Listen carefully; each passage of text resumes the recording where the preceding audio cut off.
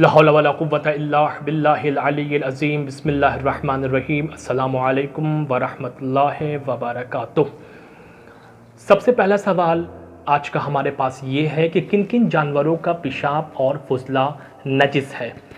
तो इसका जवाब आगा सिस्तानी की तौज़ी के मुताबिक सफ़ा नंबर 20 पे मसला नंबर 85 पे आगा ने बयान किया है कि इंसान का और हर उस हैवान का जिसका गोश्त हराम है और जिसका खून खून जहिंदा है, यानी अगर उसकी रग काटी जाए तो खून उछलकर निकलता है, उस हैवान का पेशाब और पखाना यानी फुजला नजिस है। ठीक है। इसी तरीके से जिस जानवर का गोश्त हलाल है उसका पेशाब भी पाक है। जैसे कि बकरी गोश्त हलाल है, अगर उसकी पेशाब की छींट अगर हमारे लिबास पे पड़ जाती है, लिबास हमारा नजिस नहीं होगा। मगर जिन जानवरों का गोश्त हराम है प्लस और उसका जब उसकी गर्दन जब उसको ज़िबा किया जाए, जब उसका खून उछल कर निकले अगर, तो उसका पेशाब और फुजला दोनों नजिस होगा। फिर हमारे पास सवाल है कि रोज़े की हालत में मेहंदी लगा सकते हैं। तो इसका जवाब है रोज़े की हालत में मेहंदी लगाना मकरूह है। फिर सवाल है सना हसन का, अस्सलामु अलैकुम व अलैकुमुस्सलाम। मुझे नमाज में बहुत ज़्यादा शक होता है, यूँ कहूँ तो सुबह की नमाज को पढ़ने में मुझे आधा घंटा लग जाता है, सिर्फ शक की बिना बार बार पढ़ती हूँ और शक होता है, कुछ छूट तो नहीं गया, कुछ भूल तो नहीं गई, मैं बहुत परेशान हूँ, इससे प्लीज़ मुझे सजेस्ट करें मैं क्या करूँ। देखिए ख़ाहर, हालत नमाज में शक होना ये अच्छी बात नहीं है। हालत नमाज में शक का पैदा होना ये एक शैतानी वसवसा है, शैतानी ट्रैप है, उसकी एक साजिश है। क्यों? क्योंकि रूह है नमाज ये है, नमाज का कमाल ये है, नमाज का उरूज ये है कि इंसान मुसल्ले पर बैठकर अब अपने माबूद से पूरी तवज्जो के साथ नमाज को अदा करे। ये नमाज का कमाल और उरूज है। और शैतान यही नहीं चाहता है कि बंदा मुसल्ले पर बैठकर पूरी तवज्जो के साथ अल्लाह से गुफ्तगू करे। शैतान क्या करता है, अपने वसवसे को, शैतानी वसवसे को इंसानों के जहनों में, नमाजी के जहनों में पैदा करता है ताकि नमाज की तवज्जो ख़त्म हो जाए, ताकि जो खुदा से गुफ्तगू हो रही है उसका सिलसिला कमज़ोर पड़ जाए। कुर्बत यानी अल्लाह और बंदे की नमाज के ज़रिए से जो कुर्बत होती है वो कुर्बत कमज़ोर करता है शैतान अपनी वसवसों के ज़रिए। लिहाजा शैतानी वसवसे को अपने जहनों में जगह मत दीजिए, बहुत मोहकम तरीके से इस्तेहकाम बख्शिए अपनी नमाज में और औज़ु बिल्लाहि मिनश शैतानिर रजीम की तिलावत करके नमाज में खड़े होइए। इंशाअल्लाह खुदावंद करीम आपको शैतानी वसवसों से महफूज रखेगा। फिर सवाल है बतूल जैदी का, अस्सलामु अलैकुम मौलाना व अलैकुमुस्सलाम। मेरा सवाल है यजीद लानती की ज़ौजा के साथ क्या हुआ? इसका जवाब अद्दमातुस साकिबा और असारुश शहादा में इसका जवाब ये मिला है कि यजीद ने खुद अपनी ज़ौजा हिंद को अपनी दरबार में ही कत्ल करने का हुक्म दिया था। क्यों? क्योंकि उसने दरबार यजीद में ही तमाम मजमे के सामने यजीद को लानत किया था, यजीद की पैरवी करने वाले पर लानत किया था और क़यामत तक लानत किया। यजीद की बीवी ने खुद यजीद के दरबार में, तो यजीद ने गुस्से में आकर उसको कत्ल करने का हुक्म दिया। फिर सवाल है सैयद नजरे हसन जाफरी का कि अगर सजदे की हालत में आंख बंद हो जाए तो क्या इससे नमाज बातिल हो जाती है? बरादर अजीज़, नमाज की हालत में आंख को बंद करना ही मकरूह है। सजदे की हालत में भी आंख का बंद करना मकरूह है। कुनूत की हालत में भी नमाज पढ़ते हुए आंख बंद करना मकरूह है। क़याम की हालत में भी आंख बंद करना मकरूह है। फिर सवाल है रमज़ान में अगर फ़्लाइट सफ़र करने के दौरान रोज़ा रख सकते हैं? नहीं, सफ़र आप फ़्लाइट से करें, चाहे ट्रेन से करें, चाहे आप किसी भी ज़रिए से सफ़र करें, अगर आपका सफ़र वहाँ पे है जहाँ पे आपकी नमाज कसर हो जाती है तो वहाँ पे आप रोज़ा नहीं रख सकते।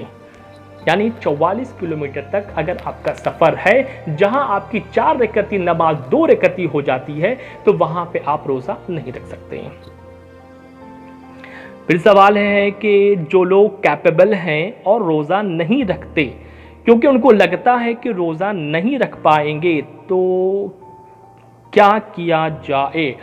अजीज़मंद, जो लोग कैपेबल हैं यानी सेहतमंद हैं, तंदुरुस्त हैं और रोज़ा नहीं रखते, यकीन जानिए ये लोग अज़ाब इलाही से महफूज नहीं रह पाएंगे। क्योंकि पैगंबर की हदीस है कि अगर कोई शख्स माह रमज़ान में कुदरतमंद यानी सेहतमंद है, रोज़ा रखने की सलाहियत रखता है और रोज़ा ना रखे तो अल्लाह उसके जिस्म से रूह ईमान को जुदा करता है। अज़ीज़मन, रोज़ा बदन की ज़कात है, रोज़ा जहन्नम की सिपर है, रोज़ा तज़किया नफ्स का एक आमिल है।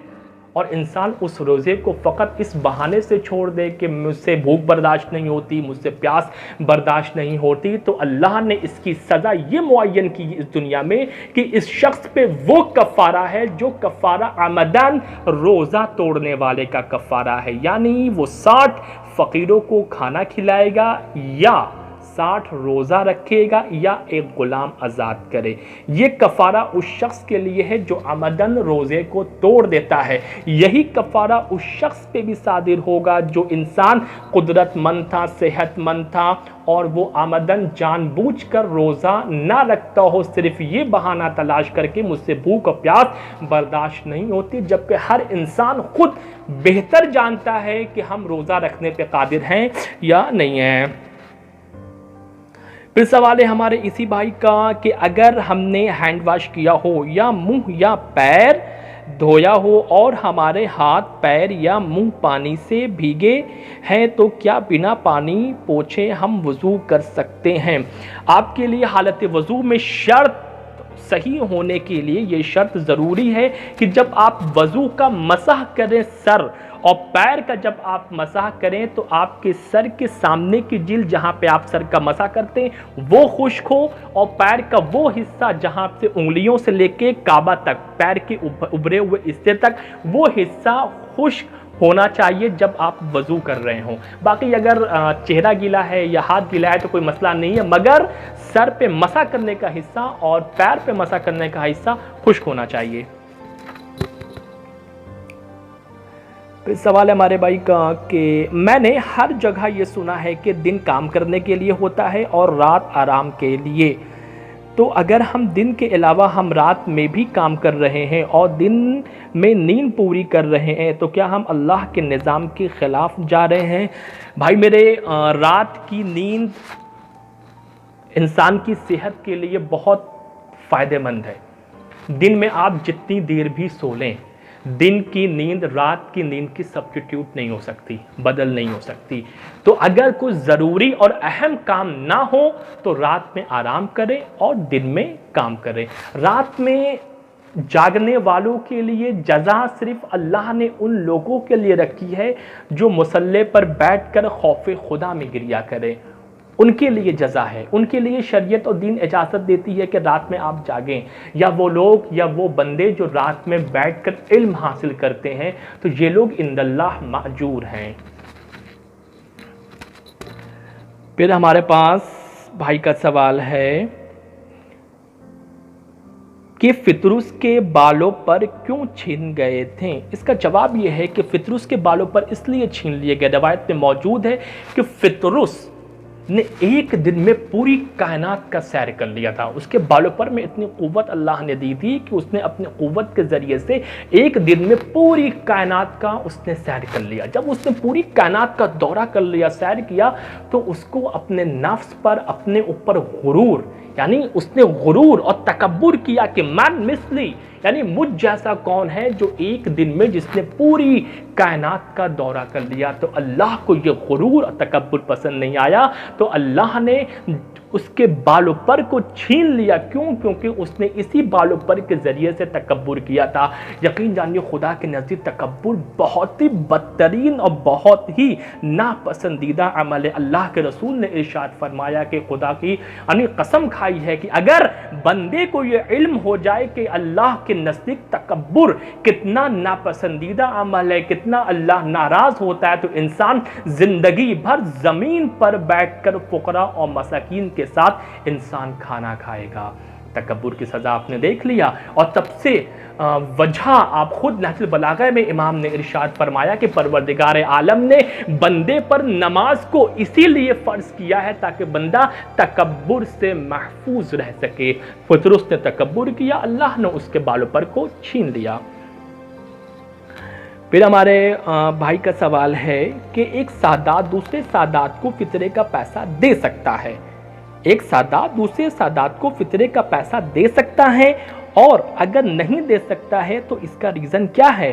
सादात और नॉन सादात में सदक़े फितरे या ज़कात को लेकर डिस्क्रिमिनेशन क्यों है? भाई मेरे पहली बात, एक सादात अपना फितरा दूसरे सादात को दे सकता है, मगर याद रखिएगा, एक सादात दूसरे सादात को दे सकता है, मगर गैर सादात गैर सैयद अपना फितरा सैयद को नहीं दे सकता। रही बात डिस्क्रिमिनेशन की, भाई मेरे निज़ाम इलाही में, अहकाम परवरदिगार में, दीन इस्लाम में इस लफ्ज़ की कोई जगह नहीं है। इसका मतलब होता आपने जो लफ्ज़ यूज़ किया है डिस्क्रिमिनेशन, मतलब भेदभाव। अगर आप अल्लाह के निज़ाम में भेदभाव फ़र्क के कायल हो जाएंगे तो इसका मतलब यह है कि अल्लाह आदिल नहीं है, अल्लाह का हुक्म आदल के मुताबिक और मुवाफिक नहीं है। यानी कि फिर आप सोच सकते हैं जब अल्लाह को इंसान आदिल ना माने तो फिर आप, मुझे शायद मालूम है, यकीन है कि आप ये लफ्ज़ शायद कि आपने गलती से बाय मिस्टेक आपने यहाँ पे इस लफ्ज़ को चूज़ किया है यहाँ पे, जबकि कहीं भी कोई फ़र्क नहीं है। जबकि सिर्फ खुम्स के मामले में जहाँ खुम्स निकालना वाजिब है, खुम्स के दो हिस्से होंगे, एक हिस्सा फ़कत और फ़कत सैयद ही को दिया जाएगा और एक हिस्सा इतरत यानी अहले बैत यानी इमाम या नायब इमाम को दिया जाएगा।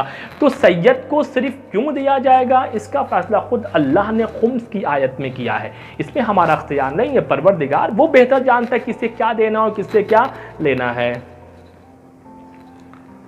फिर हमारे भाई का सवाल है, सलामुन अलैकुम वालेकुम अस्सलाम, क्या रोज़े की हालत में नाखून काटना सही है और रोज़े की हालत में क्या क्या नहीं कर सकते? रोज़े की हालत में नाखून काटने की कोई ममानियत कहीं मौजूद नहीं मिलती है। ठीक है, आपका नेक्स्ट क्वेश्चन है कि रोज़े की हालत में क्या क्या नहीं कर सकते। रोज़े की हालत में 9 चीज़ अंजाम नहीं दे सकते। अगर रोज़े की हालत में इन 9 चीज़ को आप अंजाम देते हैं तो आपका रोज़ा बातिल हो जाएगा, टूट जाएगा। आगे सिस्तानी ने अपनी तौज़ीह में सफ़ा नंबर 237 पे इस मसले को बयान किया है कि कितनी चीज़ें ऐसी हैं जो इंसान के रोज़े को बातिल कर देती हैं, तोड़ देती हैं। उनमें से पहला क्या है? खाना पीना। इंसान रोज़े की हालत में खाता है या पीता, रोज़ा बातिल। जमा करना। तीसरा है इस्तिम्ना करना। चौथा है अल्लाह, पैगंबर और आइम्मा ताहिरीन में से किसी की तरफ भी किसी झूठी बात को मंसूब करना। 4। पांचवा है गुबार का, यानी धूल जो हवा आंधी चलती उसका हलक तक पहुंच जाना। 6 है मशहूर कौल की बिना पर रोज़े की हालत में अपने सर को पानी में डुबोना, रोज़ा बातिल है। 7वां अज़ान सुबह तक जनाबत, हैज़ और निफास की हालत में बाकी रहना रोज़े को बातिल कर देता है। 8वां किसी सयाद चीज़ से हुक्ना लेना रोज़े को बातिल करता है। 9वां कै करना यानी मतली करना। ये 9 चीज़ ऐसी हैं जिससे इंसान अगर अंजाम दे देता है तो उससे रोज़ा बातिल हो जाता है। फिर कुछ रोज़े के मकरूहात भी हैं, वो आप तफसील में आके देख सकते हैं।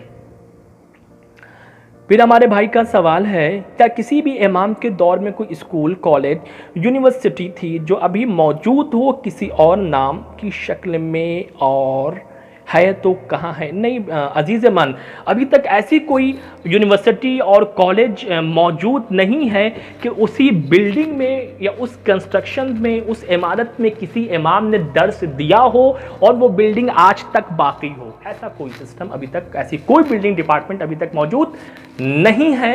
हाँ, लेकिन जो तदरीस का सिलसिला इमाम जाफ़र सादिक अलैहिस्सलाम ने मदीने में शुरू किया था, जिसकी 4000 से ज़्यादा शागिर्दों की तादाद थी, वो सिलसिला तदरीस, वो सिलसिला दर्सगाह, वो एजुकेशन सिस्टम आज तक बरकरार है, बाकी है। मगर आप खोजें कि वही दर्सगाह, वही इमारत, वही बिल्डिंग जिसमें इमाम पढ़ाते थे वो आज तक मौजूद है, तो हमारी नॉलेज में तो अभी तक ऐसी कोई बिल्डिंग इमारत मौजूद नहीं है।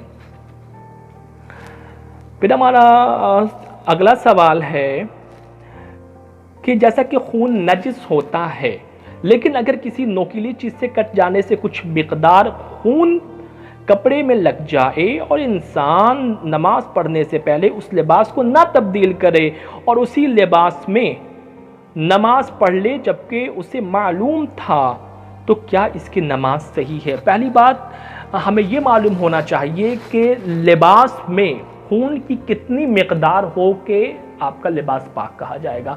अगर हमारे लिबास में एक अंगुष्ठ, ये अंगूठा देख रहे हैं आप, इससे अगर कम मिकदार का खून अगर हमारे लिबास पे मौजूद है तो कोई मसला नहीं है, आप इस लिबास में नमाज पढ़ सकते हैं। लेकिन अगर इस अंगुष्ठ से ज़्यादा अगर लिबास पे खून लगा था तो लिबास को तब्दील करके आपको नमाज अदा करनी होगी। ठीक है, और इंशाल्लाह जो भी अगर क्वेश्चंस आपके होंगे वो आप कमेंट बॉक्स पे कर सकते हैं, इंशाल्लाह मौके पे उसका जवाब दिया जाएगा। व आखिरु दावाना अनिल हम्दुलिल्लाहि रब्बिल आलमीन।